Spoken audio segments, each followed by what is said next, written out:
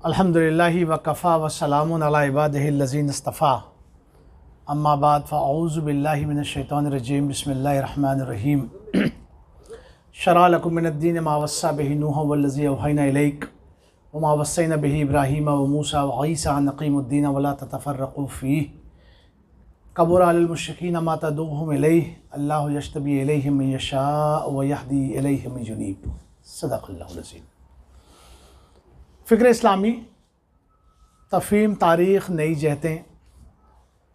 तो फ़िक्र इस्लामी की तफ़हीम तो बाद में करेंगे, पहले उसकी तारीख़ समझ लें।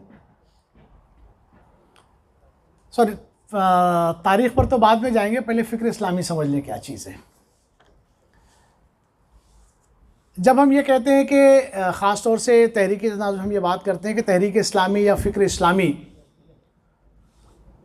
तो उससे जो बात बिल्कुल बदाहतन समझ में आती है वो है इक़ामत दीन। इसका सफ़र शुरू होता है असलन दौरे हाजिर में मौलाना अबुल कलाम आज़ाद से। यानी ये बातें तो शाह वली मुहद्दिस दहलवी ने भी हुज्जतुल्लाहिल बालिग़ा में लिखी थी, उससे पहले भी अल्लामा मावरदी और शेख इब्न तैमिया वग़ैरह ने ये बातें लिखी थी, अहकामुस सुल्तानिया वग़ैरह में ये बातें मौजूद हैं।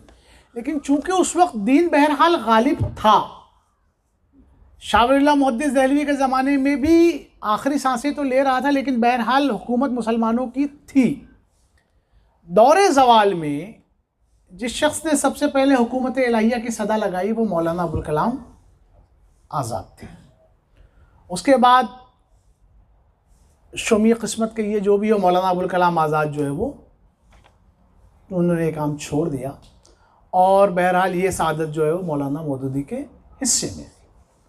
मौलाना मौदूदी ने तर्जुमानुल कुरान के ज़रिए एक नई जोत जगाना शुरू की उस वक्त मुसलमानान हिंद के दिलों में, और बहरहाल एक अरसे के बाद 1941 में जो है वो जमात इस्लामी का क़याम अमल में आया और इसका जो नस्बुल ऐन करार पाया वो हुकूमत इलाहिया थी। हुकूमत इलाहिया बिल्कुल ठेठ अल्फाज में, एकदम बिल्कुल ठेठ अल्फाज में ये थे कि अल्लाह की हुकूमत का कायम करना, यानी हाकमियत जो है वो सिर्फ अल्लाह के लिए है, अल्लाह को ज़ेबा है और उसी की हाकमियत का हमें फिर से इस दुनिया में उसकी हाकमियत कायम करना है। यानी इसमें कोई इबहाम नहीं था, कोई दो राय नहीं थी, कोई इफ़ एंड बट नहीं था, सीधी सीधी बात थी कि अल्लाह हुकूमत का कायम करना है। फिर उसके बाद सफ़र आगे बढ़ा और ये था कि इससे थोड़ी सी गलतफ़हमी होती है। कुछ मुखालिफिन ने भी वो कहा कि ये हुकूमत चाहते हैं, और फिर उसके बाद वो सियासी इस्लाम या इस्लाम का जो सियासी वो है उसकी इस्तिलाह शुरू हुई। और इस बात को आप मौलाना अली मियां नदवी की किताब या ख़ास और मौलाना वहीदुद्दीन खान साहब की किताब इसमें बहुत पाएंगे। और असर हाजिर में तो वेस्ट में ख़ास तौर से पॉलिटिकल इस्लाम की इस्तिलाह ईजाद की गई है और उसको बाकायदा कंडेम किया जाता है। एक अलग से पैरेलल इस्लाम सूफ़ी इस्लाम के मुकाबले में पॉलिटिकल इस्लाम है, ये बाकायदा है। तो इस बात को जमात इस्लामी ने महसूस किया और उसके बाद एक इस्तिलाह इस्तेमाल की जिसको इक़ामत दीन कहते हैं। मौलाना अख्तर एहसन इस्लाही साहब ने इस बात को पेश किया था। मौलाना अख्तर एहसन इस्लाही साहब को शायद आप लोग जानते हों, तारुफ़ है मौलाना अख्तर एहसन इस्लाही साहब का। ये मौलाना अमीन एहसन इस्लाही साहब के साथियों में से थे, हमदर्स, और मौलाना हमीदुद्दीन फ़राई साहब के दो शागिर्द जो बहुत मशहूर हैं, मौलाना अमीन एहसन इस्लाही और दूसरे मौलाना अख्तर एहसन इस्लाही। मौलाना अख्तर एहसन इस्लाही साहब का जो फ़हम कुरान है वो मौलाना फ़राही साहब के बकौल मौलाना अमीन एहसन इस्लाही साहब से ज़्यादा है।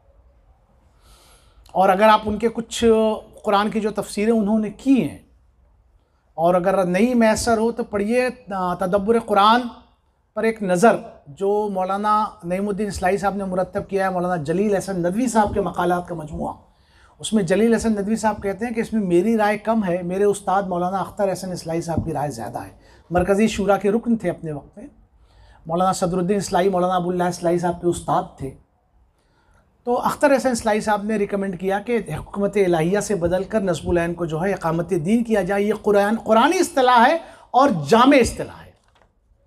उसके बाद ये इक़ामत दीन का सफ़र शुरू होता है। हज़रत अब्दुल्ला इब्न मसूद रज़ी अल्लाह ताला अन्हु फरमाते हैं कि सहाबा के बारे में कि इख्तारहुमुल्लाहु लिस्सहबत नबी यही वली इकामत दीन ही, अल्लाह ताला ने सहाबा को अपने रसूल की सोहबत के लिए, साथ के लिए और अपने दीन की इकामत के लिए चुन लिया था। ये एक रवायत मिलती है इकामत दीन के ऐसे सरी अल्फाज में। इकामत दीन से हम वही समझते थे कि ये हुकूमत इलाहिया का क़याम है, और काफ़ी दिनों तक हम समझते रहे इकामत दीन से मुराद हुकूमत इलाहिया का क़याम है। फिर रफ्ता रफ्ता जो है वो बात जो है वो इकामत दीन में और बहुत सारी चीज़ें शामिल होती चली गई कि इकामत दीन से मुराद क्या। फिर उस पर लोगों का एतराज़ आता चला गया। मोतरज़ीन, तो आप देखें इस्लाम में या दौर आखिर में ख़ास तौर से इमाम गज़ाली वग़ैरह के उसमें ये दो स्कूल ऑफ थॉट बहुत ही प्रोमिनेंट नज़र आते हैं। एक इमाम गज़ाली का स्कूल ऑफ थॉट था और एक शेख इब्न तैमिया, अल्लामा इब्न तैमिया का स्कूल ऑफ थॉट था। और बकौल डॉक्टर इसरार अहमद के शाह वलीउल्लाह मुहद्दिस दहलवी में आकर ये दोनों चीज़ें जमा हो जाती हैं। और मौलाना मौदूदी जिस स्कूल ऑफ थॉट से मुतासिर थे वो शेख इब्न तैमिया का था। तो आप ये देखेंगे यहाँ पर मौलाना मौदूदी की सदा लगाने से पहले इकामत दीन की उलमाए देवबंद का एक वो था जो देवबंदी मकतब फ़िक्र है। देवबंदी मकतब फ़िक्र का जो सारा ज़ोर था वो ज़ात की इस्लाह पर था, इबादात पर था, अखलाक व मामलात पर था। यानी एक फ़र्द अपनी इस्लाह कैसे करे, जो जिसको हम सूफ़ी इस्लाम कहते हैं, या असल में ये इमाम गज़ाली स्कूल ऑफ थॉट का वो था। इस पर बहुत ज़्यादा ज़ोर था। और हम देखते हैं वो खानकाही सिलसिला जो है बैत का और उसमें इस्लाह का और ये सब चलता था। इसमें दो राय नहीं कि इसने भी बहुत अच्छे अच्छे रिजाल पैदा किए। वो एक था, उसके बिलमुकाबिल में ये सदा लगाई गई। तो यानी एक ये था कि ज़ाती इस्लाह यही इंसान की कामयाबी है। रसूल इसीलिए आता है, अल्लाह ताला ने अपना दीन इसीलिए भेजा है कि इंसान जो है अपनी ज़ात की इस्लाह करे, अपने मामलात की इस्लाह करे, अपने अखलाक की इस्लाह करे, इन सब का तज़किया करे और अल्लाह से इस हाल में मिले कि वो जो है एकदम उसका दिल पाक व साफ़ हो। ये उसकी निजात के लिए काफ़ी है। इस बात का कोई तसव्वुर नहीं था कि ग़लबे दीन के लिए एक इज्तिमाई जिद्दोजहद होना बहुत ज़रूरी है। इस बात का तसव्वुर जहनों से हट चुका था। तो एक ये रवायती इस्लाम जो था वो आया। और आप देखेंगे मौलाना मौदूदी की जो मुखालफत हुई शुरू में वो बहरहाल यहीं से हुई है। और एक से किताबें लिखी गई हैं जो फितने मौदूदियत है। और मौलाना अली मियां नदवी साहब ने लिखी थी कि असर हाजिर में दीन की तफ़हीम व तशरीह, यानी जो पढ़ने लायक किताबें हैं उसमें अली मियां नदवी साहब की यह तनकीद थी कि असर हाजिर में दीन की तफ़हीम व तशरीह, अच्छी किताब लिखी उन्होंने। अब जो भी उसमें वो उन्होंने लिखा होगा, ये कुरान की 4 बुनियादी इस्तिलाहें जो है उस पर एतराज़ था। उसके जवाब में जो है सैयद उरूज क़ादरी साहब ने इस असर हाजिर में दीन की तफ़हीम व तशरीह पर एक नज़र ये किताब लिखी। और हामिद अली साहब ने जो है कुरानी इस्तिलाहात और उलमाए सल्फ़ व खल्फ़ ये किताब लिखी। उसमें कुरानी इस्तिलाहात और उलमाए सल्फ़ व खल्फ़ का मुताला बहुत ही ज़रूरी है। बहुत ही जामे किताब लिखी मौलाना सैयद हामिद अली साहब ने। ये एक चीज़ आई। तो ये दो फ़िक्र के धारे थे जो आपस में टकरा रहे थे।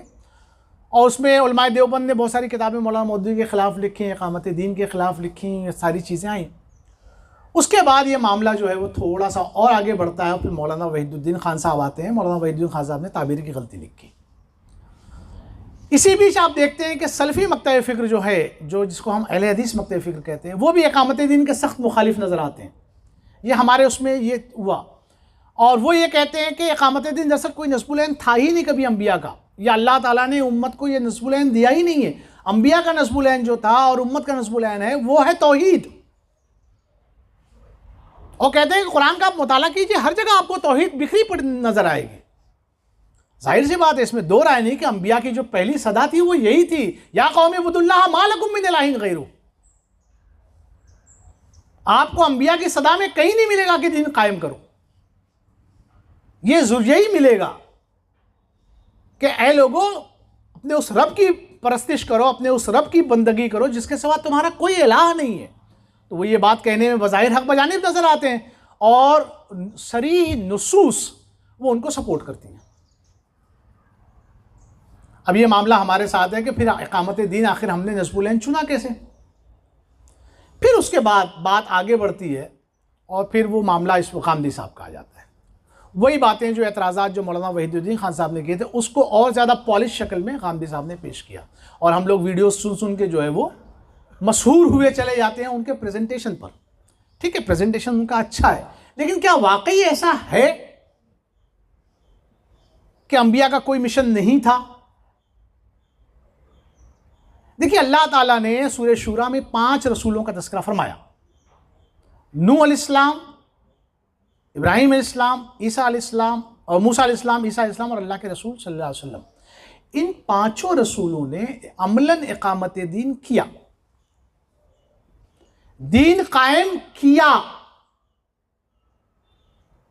इन 5 रसूलों ने गलबे दीन इनको नसीब हुआ।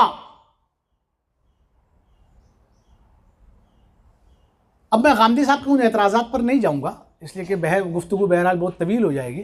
लेकिन बहरहाल ये जो चीज़ है कि तहरीकी फ़िक्र क्या है, ये दरअसल हुकूमत इलाहिया है जिसकी एक रिफाइन शक्ल जो है वो इकामत दीन है। अब इकामत दीन पर हम जैसे आगे बढ़ते हैं तो उसमें एक चीज़ और आ जाती है कि दीन की मुकम्मल पैरवी, ये चीज़ इकामत दीन का जुज़ है, बगैर इसके मुमकिन नहीं इकामत दीन। लेकिन ये जुमले अब हमने दाखिल किए इसमें, आपको तकरीरों में जा बजा इकामत दीन के उसमें ये मिलेगा कि दीन की मुकम्मल पैरवी, जबकि पहले ये मुकम्मल पैरवी तो अंडरस्टूड है, नहीं होगी तो इकामत दीन हो नहीं सकता, वो तो बाय डिफॉल्ट उसका हिस्सा है। तो आज हम इसका इजहार बार बार क्यों करते हैं?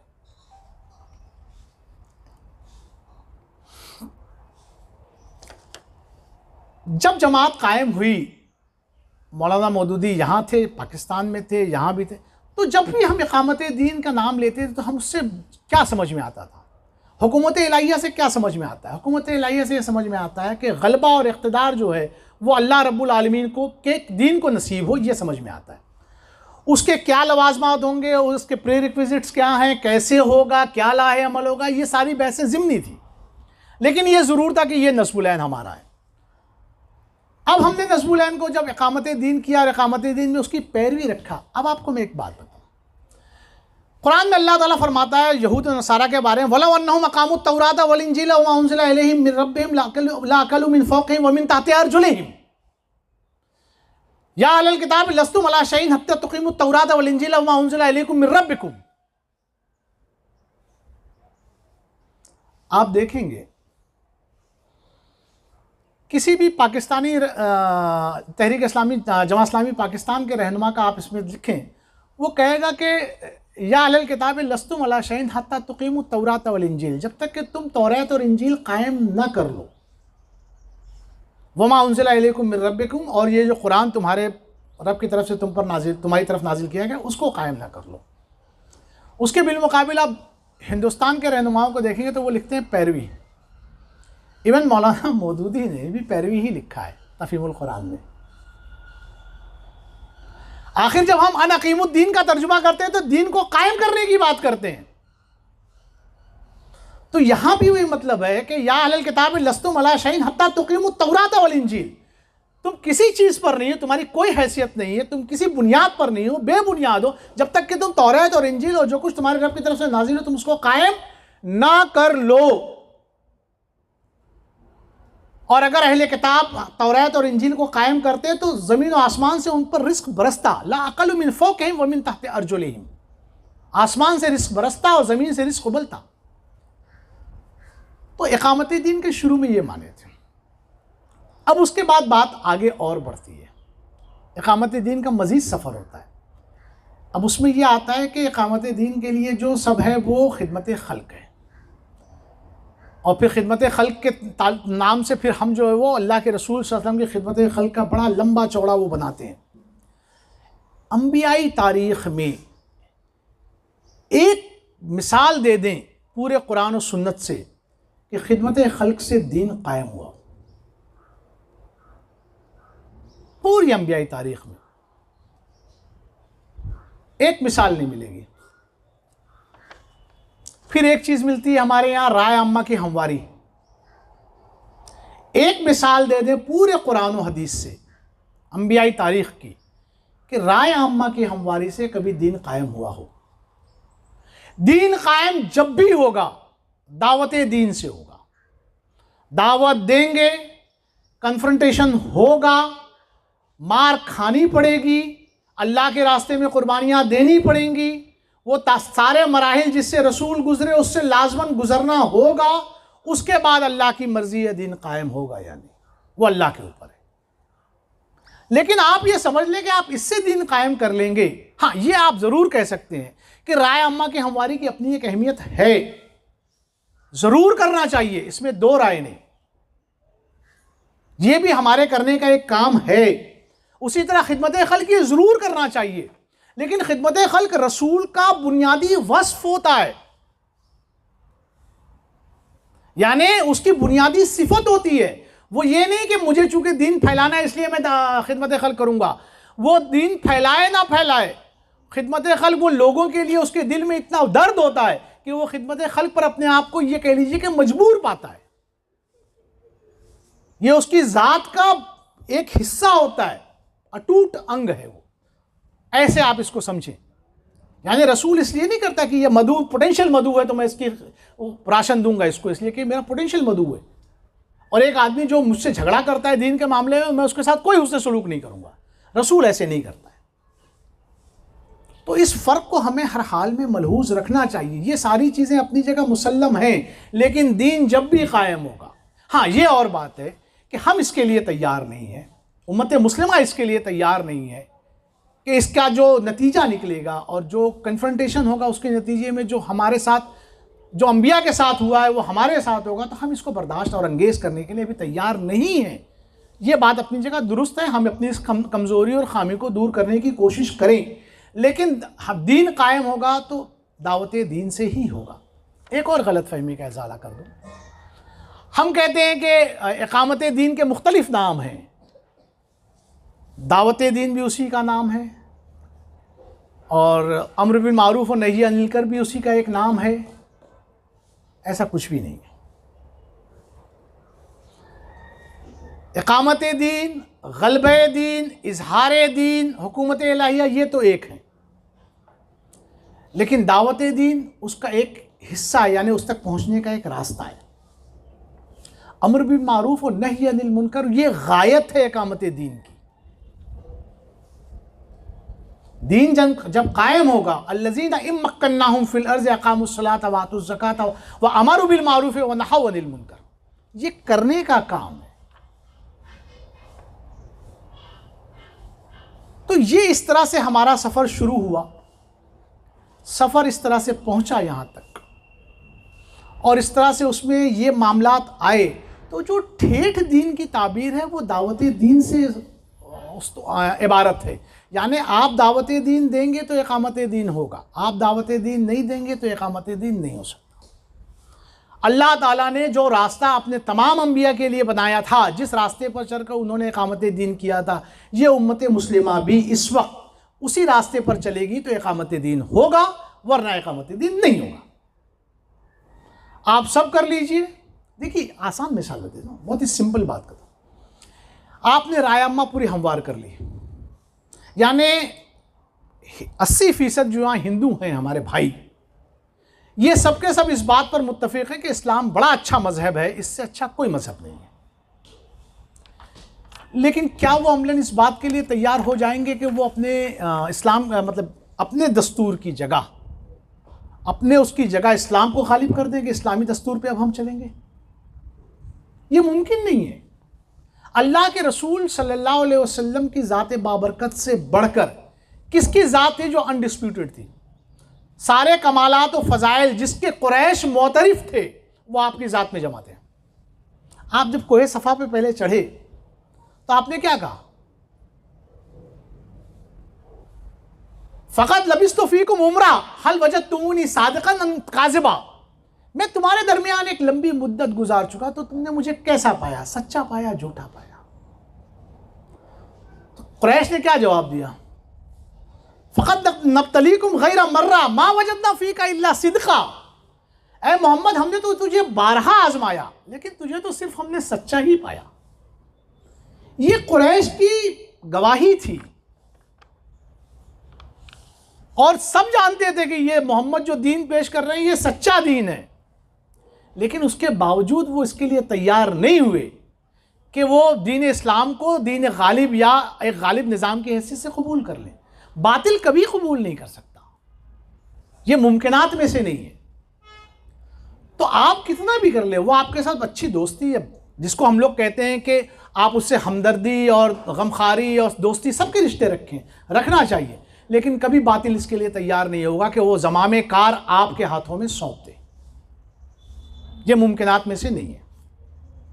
तो ये ख्वाब देखना ही सिरे से गलत है कि ऐसा हो सकता है।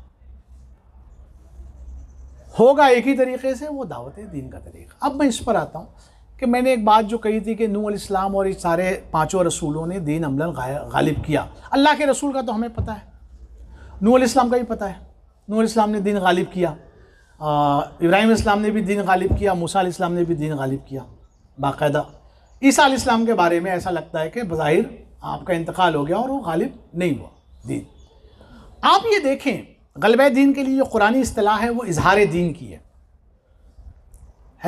हम करते हैं ना कि सूरह सफ़ की वो आयत जो है कि लियुज़हिरहु हुवल्लज़ी अरसला रसूलहु बिलहुदा व दीनिल हक़्क़ लियुज़हिरहु अलद्दीनि कुल्लिहि वलौ करिहल मुश्रिकून। इजहार दीन है। आप देखें सूरह सफ़ के दूसरे रुकू में इसी इजहार दीन की बात ईसा इस्लाम के लिए अल्लाह ने कही।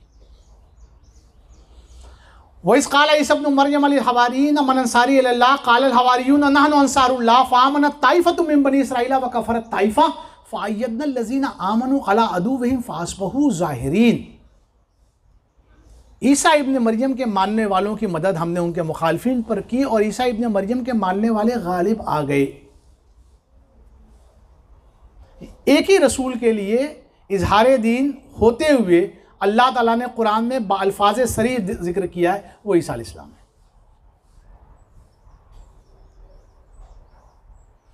तो कहने का मतलब ये कि ये तारीख़ है, तफ़हीम है इक़ामत दीन की, और इस पर जो बहुत सारे एतराज़ात अगर आप लोगों के जहन में कोई हों तो सवालात और जवाबात में कीजिएगा, इंशाअल्लाह मैं जवाब देने की कोशिश करूँगा।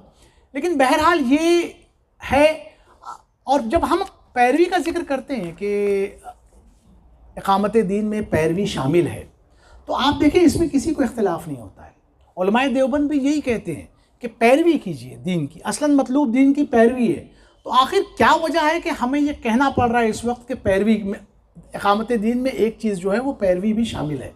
ये तो अंडरस्टूड था, हमने आज तक इसको बाय डिफ़ॉल्ट इसको समझा था कि ये डिफ़ॉल्ट है। फिर आज हम इसके इजहार बयान के लिए ये कहते हैं बाकायदा कि इक़ामत दीन से सिर्फ ये समझना कि एक हुकूमत का कायम हो जाना ही मकसद नहीं है, बल्कि इससे मुराद ये भी है कि ये दीन की पैरवी भी इसका एक मतलब है। सवाल ये है कि ये मतलब तो आज तक छुपा नहीं था, ये किसी से नहीं था, फिर आज के बयान और इजहार की ज़रूरत क्यों आई है? इस पर भी समझने की ज़रूरत है कि हम आखिर इसको क्यों कर रहे हैं। ये तो पहले से शामिल था, बगैर पैरवी के इक़ामत दीन मुमकिन नहीं है। तो फिर हम आज इसको क्यों इतना बवांगे दौर बार बार अपनी तकरीरों और तहरीरों में इसका जिक्र कर रहे हैं। इक़ामत दीन से जो ये समझता है कि सिर्फ गलबे दीन और हुकूमत मुराद है, वो ऐसा नहीं है, जबकि इक़ामत दीन से असलन मुराद यही है। अब मैं आपको उसको एक मिसाल से समझा दूँ।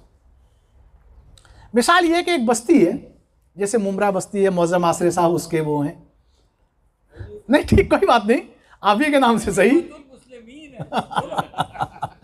जैसे मुमरा एक बस्ती है, चलिए वहाँ पर जमात इस्लामी को गलबा नसीब हुआ, अल्लाह करे हो जाए। तो उसमें आप देखेंगे कि सारी चीज़ें हो रही हैं, अल्लाह के अहकामात की मुकम्मल पैरवी की जा रही है, और जहाँ नहीं होता वो जमात इस्लामी डंडा लेके खड़ी है, हो जाती है पैरवी सब। तो क्या आप कहेंगे कि इक़ामत दीन हो गया? पैरवी तो दीन की हो रही है मुकम्मल, इक़ामत दीन हो गया? यानी कुव्वत नाफिज़ा बहरहाल आपके हाथ में नहीं है। उस बस्ती में मुकम्मल तौर से सारे लोग खुशदिली के साथ, आमादगी क़ल्ब के साथ अमल करते हैं दीन पर। क्या इक़ामत दीन हो गया? दीन का गलबा हो गया? यानी अगर कोई शख्स दीन कोई काम ऐसा करे जो दीन के मुनाफी है और वो उस पर अड़ जाए, तो क्या आपके पास क़ुव्वत काहिरा है? इसको और थोड़ा सा लार्जर स्केल पे फैला लीजिए, आपको बात समझ में आ जाएगी। यानी हम पैरवी कर रहे हैं, लेकिन जब तक सब मिलजुल कर आपस में बाहमी रजामंदी से पैरवी कर रहे हैं, बज़ाहिर लगेगा कि दीन गालिब है आपका। लेकिन अगर कोई शख्स इनकार कर दे, नहीं करे, जाहिर से आप उस पर अम्र बिल मारूफ और नही अनिल मुनकर भी नहीं कर सकते, इसलिए कि क़ुव्वत नाफ़िज़ा आपके पास नहीं है, क़ुव्वत काहिरा आपके पास नहीं है। तो इक़ामत दीन जब होगा, जब भी इक़ामत दीन, अब उसको यूँ भी कह सकते हैं कि अपने मुकम्मल मानों में जब होगा, तो वो क़ुव्वत काहिरा के बगैर नहीं हो सकता। ये बात हमें समझ में आनी चाहिए। तो अजीज़ साथियों, जो कुछ मैंने समझा वो ये था, इसमें ऐन मुमकिन है बहुत सारी गलतियाँ हों, और आप लोग यहाँ बैठे हैं अहले इल्म हैं, तो इंशाअल्लाह अब मैं अपनी तकरीर का अख्तिताम इसी पर करता हूँ गुफ्तगू का।